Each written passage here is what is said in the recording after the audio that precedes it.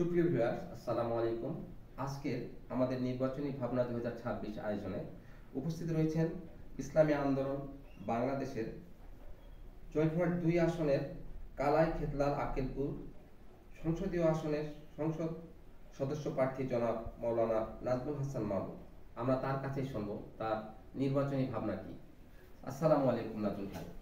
ওয়ালাইকুম আসসালাম ওয়া রাহমাতুল্লাহ। আলহামদুলিল্লাহ, ভালো আছি। আপনি কেমন আছেন? আলহামদুলিল্লাহ। তো নাজমুল ভাই, আপনি যে নির্বাচন কালাই খেতলাল এবং আক্কেলপুর আসনের নির্বাচনে প্রতিদ্বন্দ্বিতা করতে চাচ্ছেন বা আপনি আপনার দলীয় মনোনয়ন পেয়েছেন, তো আসলে আমাদের এইবারের নির্বাচন ভাবনা আপনার কেমন, কি চিন্তা করছেন?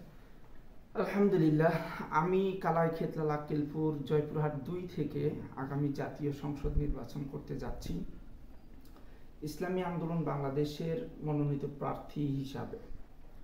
আসলে আপনাকে জানিয়ে রাখি, ইসলামী আন্দোলন বাংলাদেশ গতানুগতিক কোনো রাজনীতি করে না। ইসলামী আন্দোলন বাংলাদেশ ইসলাম, দেশ ও মানবতার কল্যাণে রাজনীতি করে।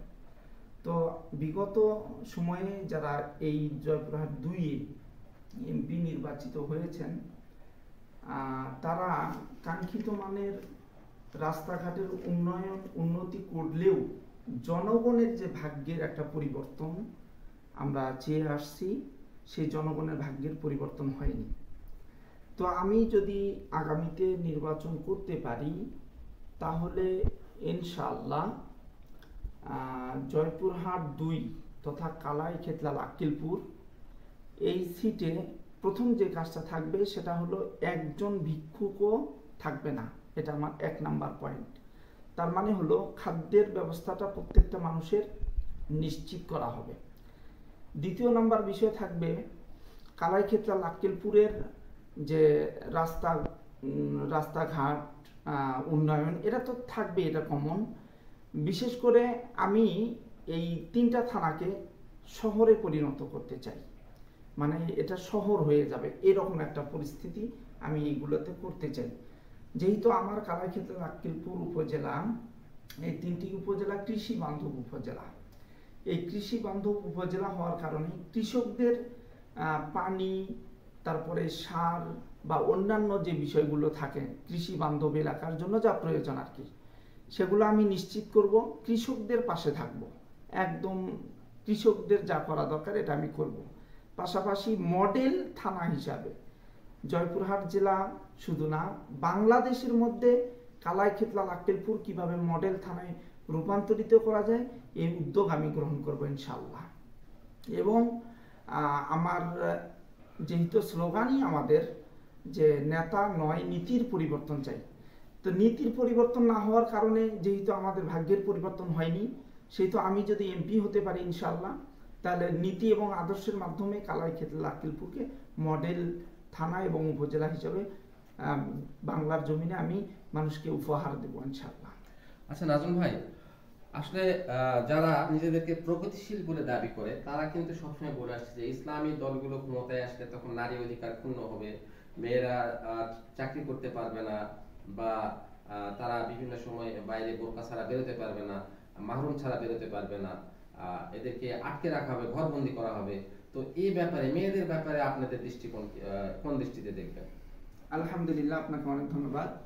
আসলে আমাদের ব্যাপারে একটা মিথ্যা অপবাদ এবং প্রোপাগান্ডা ছড়ানো হয়।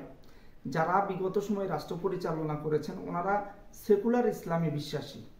এই সেকুলার ইসলামে বিশ্বাসী হওয়ার কারণে তারা যেহেতু শোষণের রাজনীতি করেন, মানে জনগণকে শাসনের নামে জনগণকে শোষণ করে, জনগণের রক্ত চোষণ করে, মানে রক্ত খেয়ে তারা হলো নিজের আখেরকে গোছায়।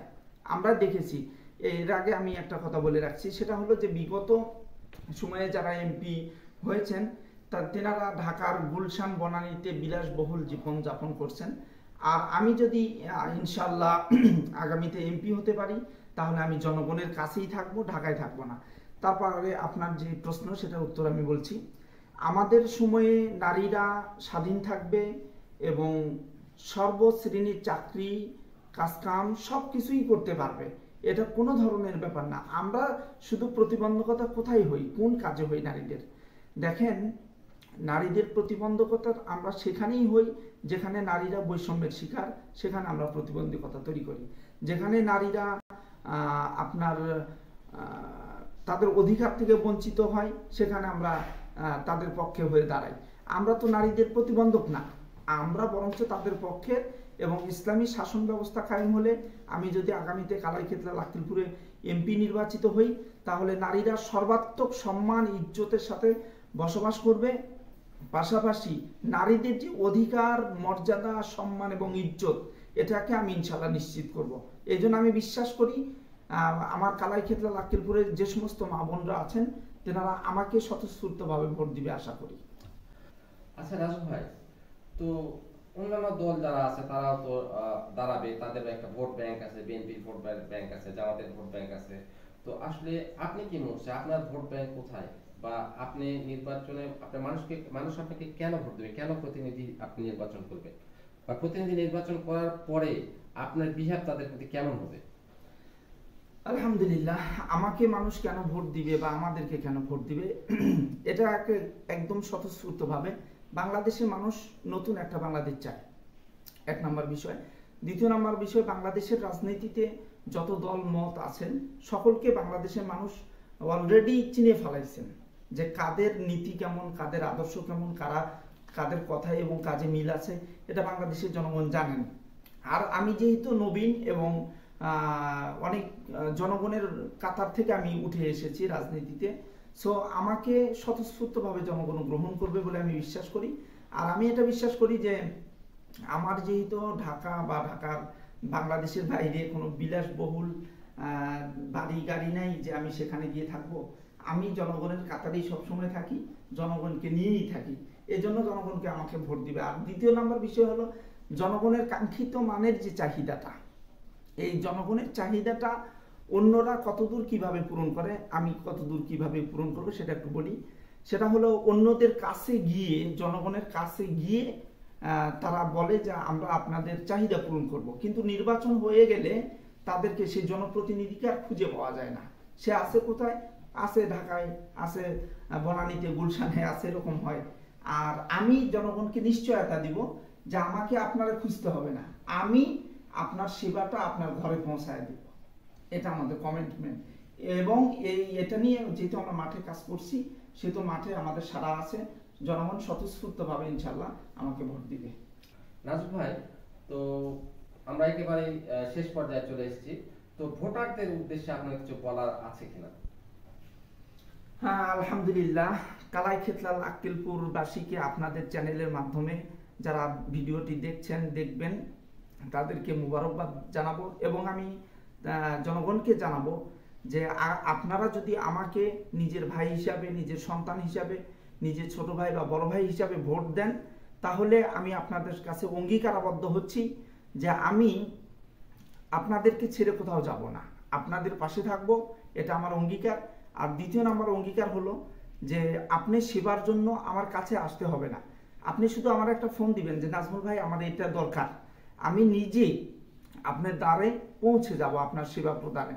আর ইসলামী আন্দোলন বাংলাদেশে রাজনীতি করেন মানুষকে হয়রানি করার জন্য নয়, নিজেরা মানুষের দোরগোড়ে সেবা পৌঁছিয়ে দেওয়ার জন্য। এই জন্য আমি কালাইখেতলা লাকিলপুরের সর্বস্তরের জনগণকে বলবো, আসুন আমরা স্বতঃস্ফূর্তভাবে বাংলাদেশকে ঢেলে সাজাই, নতুন করে কালাইখেতলা লাকিলপুরকে আমরা সাজাবো, শহরে রূপান্তরিত করব ইনশাআল্লাহ। ধন্যবাদ নাজমুল ভাই, আপনাকে অনেক ধন্যবাদ আমাদেরকে সময় দেওয়ার জন্য, এবং আমাদের থেকে আপনাকে অবশ্যই স্বাগতম জানাচ্ছি যে আপনি ভবিষ্যতে সংসদ সদস্য হয়ে আসুন, মানুষের সেবা করুন। ধন্যবাদ আপনাকেও। ইনশাআল্লাহ ইসলামী আন্দোলন বাংলাদেশ জয়পুরহাট জেলা শাখা এবং কালাইখেতলা লাকিলপুর গণমানুষের পক্ষ থেকে আপনাকে ধন্যবাদ জানাচ্ছি।